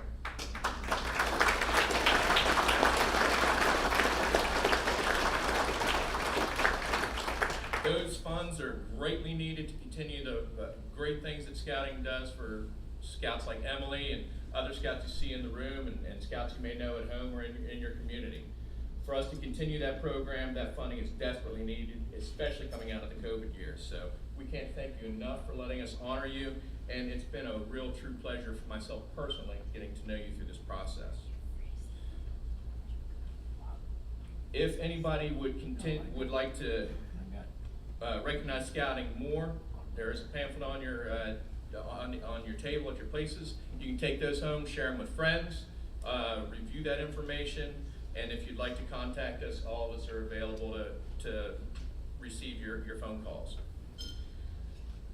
Now to the swag. In a very Boy Scout way, we want to honor you with a James E. West Fellowship Award. Okay?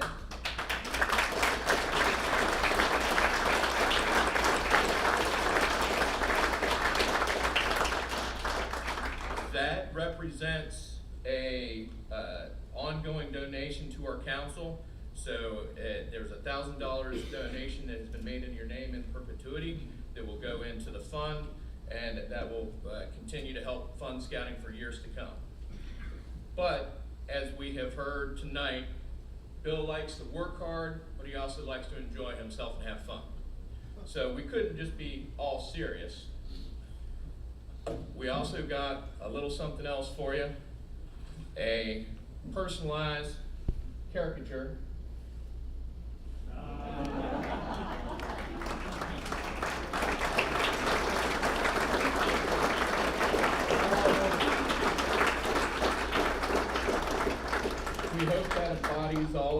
things that you stand for, and you do stand for so much. We are so lucky to have you in our community, and thank you again so much for letting us spend this evening with you, and love to hear your remarks. Thank you very much.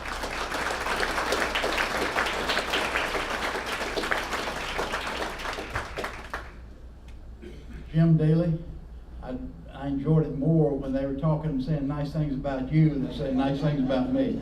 You know, I think I'd rather undergo a roast than I had hearing nice things said time after time. But I very much appreciate it.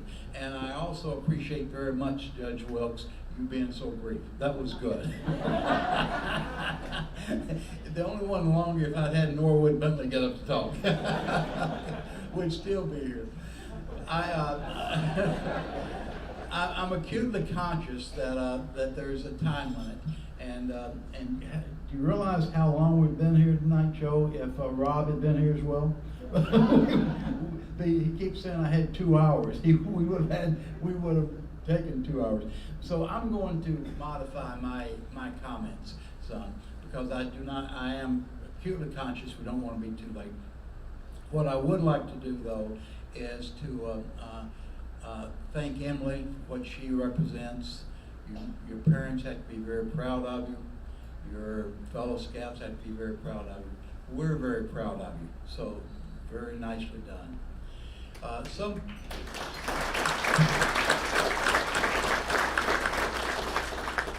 Someone asked me earlier, are you nervous? I said, no, I'm among friends. And that's exactly right. I'm among friends. And I feel it so intently. So thank you all. And I want to thank everyone for coming out tonight, for supporting the Boy Scouts, and being the support that you are. Particularly the Potomac District, the Shenandoah Area Council.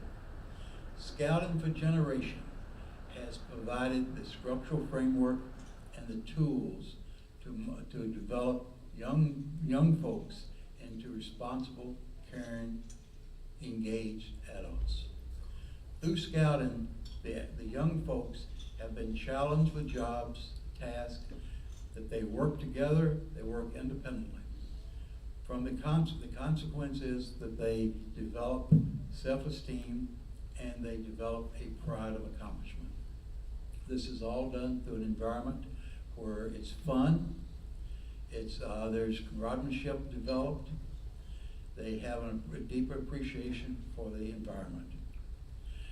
My fondest memories of childhood was sitting around a campfire under a blanket of stars with my fellow scouts, telling ghost stories. Now, I stayed awake the rest of the night, but I enjoyed the ghost stories. And also, it's vivid in my mind today, thanks to Scouts, the first time I could row a canoe or paddle a canoe without tipping over. Maybe it's insignificant at the time to others, but not insignificant to me. I'm not going to, I would love to go through the list, and the people here tonight means so very much to me. And to go through a litany of you individuals and why you mean so much to Bonnie and myself. I'm not going to do that. It'd be a slippery slope. We'd be here all night. I do want to pick out a couple, 3 people that I really appreciate coming down. Tom and Amy, old neighbors on Carlisle, live in Eastern Shore. Tom has to be on Capitol Hill first thing tomorrow morning. So they drove in for the night, driving back to Eastern Shore tonight. And my sister-in-law, Marcia, and Don came down from Scranton, Pennsylvania. If you're not playing Monopoly with Marcia, she's a wonderful person. But I do want to draw attention to 3 other folks. You see them in uniform. Martinsburg Chief of Police, George Whitewood. Sorry that Lisa was not able to join us tonight. The Sheriff, Nate Harmon, and Angie, thank you for joining us. And Chief of Court Security, Mike Lang, and Mary, thank you. And I want to also thank the speakers. Rufus did a nice job. You were brief and you were scouting. That's good. and Maria, I have a rebuttal to that, and especially have a rebuttal to your story, Joe. But and Judge Welks, thank you so very much.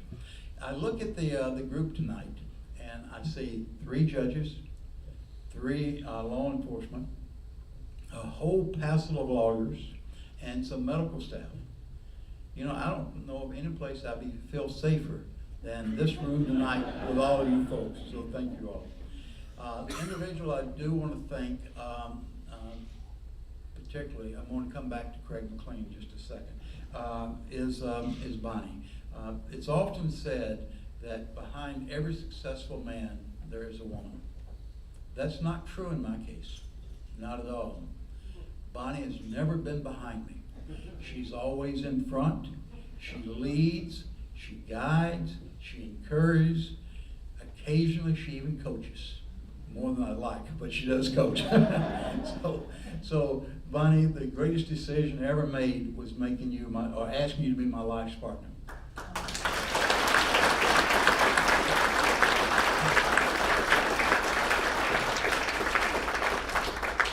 We heard from Craig McLean. He soft-sold himself. Craig is retiring next week from over 40 years of exemplary service in NOAA, the government. Craig did come across with some rough edges, but what he learned was diplomacy. Diplomacy served him well. They had a retirement ceremony for him last week, a virtual ceremony. It was literally a who's who of the renowned scientists in this country, all paying tribute to Craig. Also, some of the leading government officials. He even got a handwritten thank you note, hand-delivered from President Biden. So Craig, you did well. One of the speakers, I participated, but one of the other ones that participated is a gentleman that you know of, not many of you know, but it's Bob Ballard, who discovered the Titanic. I did not realize that you and Bob Ballard had dove on the Titanic, not at the same time in the Alvin, but you're on the same expedition. Joe, you made reference, or maybe Judge Wilkes made reference of submarines and the like. This is the man that defined submarines. There's not many places he has not been. So it's so Craig, thank you very much for coming. And Joe, you flew in from Atlanta, and you were told at the last minute that Rob could not join us. You did a masterful job. Thank you.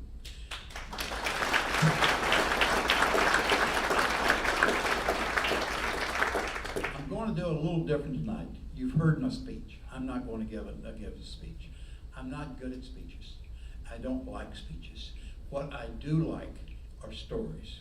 So I'm going, and my stories have the advantage that at any time that Joe gets arrested, he can pull me off the stage and say, enough's enough. So each story is kind of a standalone story. And each one of them are based upon lessons I learned as a Boy Scout. The very first one, Be Prepared, is nailed with this story. It's my very first camping trip as a Boy Scout. We were staying in this old lodge. The lodge had logs across its rafters. Got ready to go to bed that night. The older boys, scouts, said, now fellas, there's panthers around here, so look out for panthers. Well, we took them serious. And we'd been in bed maybe 20 minutes, and we heard this blood-shrieking scream. And it sounded very much like what a panther would sound like. Well, a couple minutes later, the same blood-shrieking scream. And then we heard clomp, clomp, clomp, getting closer and closer, all the time screaming. Well, we heard a clomp, clomp, and then plop, and then a plop. And they turned on the lights. And all of us young kids were in the rafters, somehow looking down. How we got up there, we have no idea. I say all of us, with the exception of one. There was one young lad sitting on his bunk, holding a hatchet in his hand. And at his feet was this panther that looked very reminiscent of one of the older scouts. And what had happened, this panther got right on top of him. This young kid prepared. He was well prepared. Pulled his hatchet out, hit the panther right between the eyes. Fortunately, it was the blunt end of the hatchet. But you know, we never had a problem with panther after that. Another story, moving a few years down the line. Now, these are lessons learned that I incorporated into the way that I managed, and I think I had some success in my life. Bonnie and I were traveling in Guatemala 45, 50 years ago. We were traveling by ourselves, no guide. We just rented a car. We do not speak Spanish, not a single word. Where we were going had no one could speak English. Everything was done by sign language, facial expressions. Well, we were in this little village on market day. We were the only non-Indians there. And they would come in from all around to trade their goods. Well, we went to this little stall and we found a trinket we wanted to buy. We've been told you're supposed to bargain. Well, if you know my wife, she's a pretty damn good bargainer, and I kind of fall in behind her. So, but anyway, we got the price, got the trinket at our price. Didn't think anything of it. Finished our tour, and came back a couple so hours later. Went back into the same market, same stall rather, and going to buy something else. She would not sell us anything. We had insulted her. Lesson learned: always leave something on the table for the other guy. You always never embarrassed. A lesson that's not too long after that, I was in one of the premier oceanographic labs in the country. It's where I met Bonnie. And I'd been asked to take over as deputy director. And I was feeling my oats. Well, we had an admiral that I'd never met before. He later became a very dear friend, but I never met him. So he'd come around and go to every installation where the officers were assigned, sit down and talk to him. He came to my office and he sat in his regular chair. I sat behind this big, huge mahogany desk, and I was postured. I didn't realize at the time, but I was postured. He listened to me about 15 minutes and said, Admiral, not Admiral, he said, Lieutenant, I was here, this organization's here long before you came. You'll be here long after you arrived. Lesson learned. Tony can attest to this. From that day on, I never sat behind my desk. If somebody's coming in, we would sit side by side. I would never sit behind the desk and try and intimidate. Kind of related story, and there's not going to be many more, just a couple, three more. Related story was I was in Pearl Harbor, a colleague, John Albright, and we were going to make courtesy call on SINCPAC fleet, who was a 4-star admiral. Now, I was trained in the Navy days being awe of admirals. When I became one, I was always still in awe of the ones ranked higher than I was. So here I was, a 2-star, my colleague a 1-star, and we were going to make a courtesy call on a 4-star. We were nervous, both of us very nervous. We walked into the vestibule and had been there only a couple, 3 minutes, and this officer kind of ambled down the hallway, muttering to himself. Those Navy guys, they do funny things. So muttering to himself. He walked up to us and without introducing himself to anything else said, "What's a derivation of chewing the fat?" I have no idea the derivation of chewing the fat. My colleague didn't either. So the 3 of us were talking about possible meanings of chewing the fat. Pretty soon, SINCPAC fleet walked out of his office, came down, and we engaged him in this very deep discussion, the derivation of chewing the fat. And we then, the group of us, we didn't know the answer, so the group of us casually walked back to his office and had one of the most productive, one of the most relaxed meetings I've ever had. When we left there, my colleague and I looked at each other and said, you know, the whole thing was a setup. And from that day on, especially when I was in uniform and even in the county commission, if somebody does not know me, if somebody might be intimidated by my rank or my position, I never met in my office.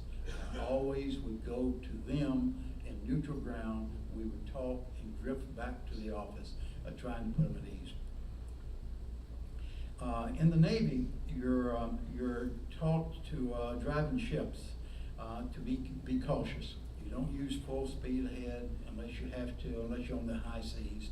In confined waters, you're careful how much speed you use, and speed kills. The same thing with the rudder commands. I was taking a ship to Antarctica, going through the Chilean Passage. Have you ever been through there, Craig? Most beautiful area in the world, bar none, except the most frightening thing. It's the wind's always high, currents running, rocks every which way. So to go through this, you have to have a pilot. So we had a Chilean pilot. And but also in the military, Navy, NOAA, you can never relieve of responsibility. You can have somebody drive the ship for you, but it's still your responsibility.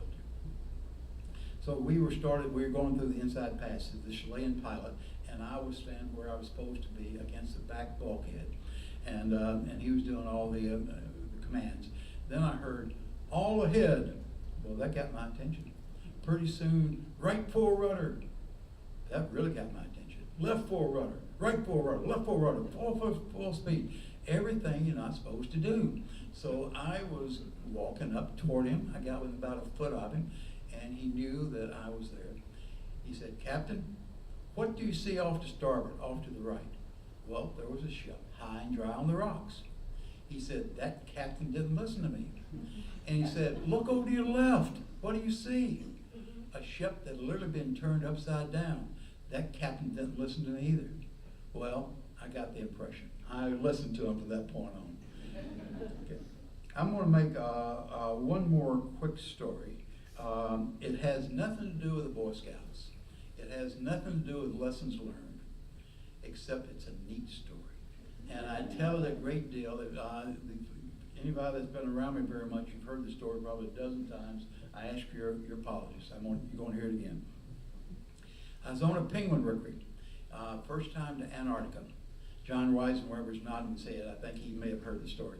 On a penguin rookery in Antarctica. Penguin rookery is just a chunk of dry land, and that's where the penguins lay their eggs and raise their chicks. We were standing there, kind of looking out to sea, and we saw 2 leopard seals swimming parallel to shore. Now, leopard seals get their names very legitimately. They have spotty colors like a leopard. They have a mouth like a leopard. Most seals have little tiny teeth. Leopard seals have teeth that would make the tiger or lion quite proud. They're very aggressive. Several dogs have been killed on expeditions by leopard seals. And in the water, they're very, very, very agile. Probably swim much faster than what a penguin can. And their favorite food are penguins. So we saw a group of penguins coming in from shore, and they saw these 2 leopard seals. They went into a football type of huddle. From the huddle, 2 swam diagonally toward the leopard seals. They didn't have a chance. There was feathers and there was blood everywhere. But the rest of the penguins got to shore. A few minutes later, another group of penguins started swimming to shore. They saw the leopard seals.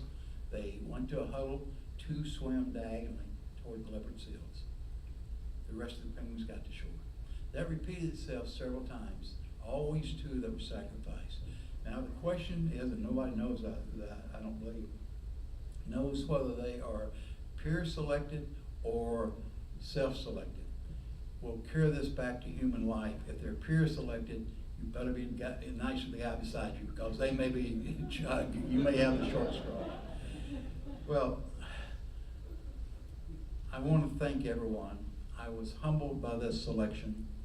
I like Jim felt last time, and like the other honorees, you feel like you're not worthy. You feel like you have not done enough. You feel very privileged. I felt all of these emotions, and then I read the list of the awardees in the past, of which Jim Daly was one, and then all emotions I had before was just amplified. These ladies and men have been the cornerstone of this wonderful community that we call Berkeley County. They're the ones that we can look back on and say thank you. And so I am honored, especially to be included in the same list of these phenomenal thank you for joining us tonight. Thank you for support of the Boy Scouts. It's a wonderful organization, and thanks to folks like you, this is a wonderful community. Thank you much.